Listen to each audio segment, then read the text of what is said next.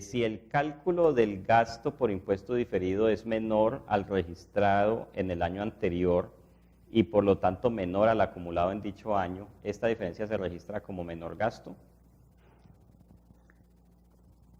Fíjese que al conformar el impuesto que va a ser llevado al estado de resultados, yo siempre les pido de manera pedagógica para poder, digamos, entender un poco más fácil esto y no complicarse pues con la naturaleza de las cuentas. Yo siempre le digo que conciban el impuesto diferido como un concepto en el estado de resultados. Es más, el impuesto a las ganancias, concíbalo como un concepto en el estado de resultados. No lo conciba como gasto, como ingreso, que la cuenta 5, que no sé qué. Concíbalo como un concepto. Entonces, voy a mostrarles un momento mi pantalla y hacemos aquí un pequeño ejercicio. Simplemente en el estado de resultados tenemos siempre unas partidas que son los ingresos, unas partidas que son los gastos y se genera la utilidad antes de impuestos. Entonces tenemos aquí ingresos, gastos y partida utilidad antes de impuestos. Y luego tenemos algo que se llama el impuesto a las ganancias. Impuesto a las ganancias.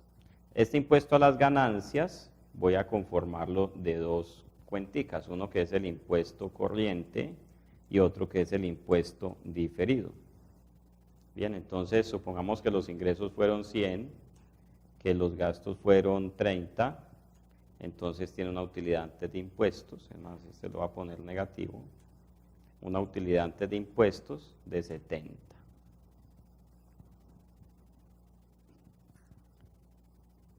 Ahora resulta que tiene un impuesto corriente, ese impuesto corriente es el que viene de la declaración de renta, entonces pensemos ahora que son 15 millones, 15.000.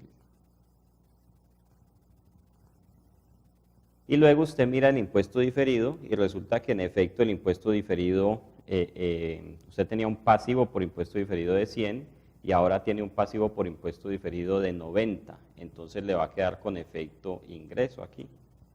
Y el impuesto a las ganancias total le va a quedar solamente por 5 y aquí sí va a obtener los resultados, que sería esta utilidad antes de impuestos menos los 5 de impuesto. Entonces, fíjese que el impuesto a las ganancias, concíbalo como si fuera un concepto en el estado de resultados. Ese concepto puede sumar o puede restar en el estado de resultados. El impuesto corriente generalmente suma, si es que hubo impuesto a cargo. Si hay pérdida fiscal, pues entonces no va a haber impuesto corriente. Y el impuesto diferido puede sumar o puede restar. En este caso está sumando al estado de resultados. Claro, es como si tuviera un menor gasto o como si tuviera un ingreso. Pero analícelo como un concepto. No piense en el impuesto como un ingreso, como un gasto, simplemente como un concepto.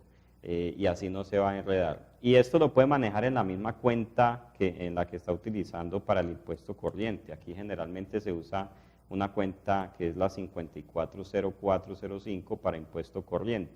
El impuesto diferido lo puede tener, por ejemplo, en la 540406 y listo. Simplemente el neto de estos dos va a conformar lo que se llama el impuesto a las ganancias. Incluso si el impuesto diferido fuera más grande que el impuesto corriente, yo, Juan David Maya, lo seguiría manejando en esa misma cuenta. No tiene sentido ponerme a reclasificar esto a una cuenta que empiece por el número 4. Simplemente sabemos que las cuentas de impuesto corriente, impuesto diferido, no son ni ingresos ni son gastos. Simplemente son un impuesto. Entonces manéjelo en la misma cuenta, en la cuenta 54, y simplemente el neto entre estos dos va a ser el total del impuesto a las ganancias.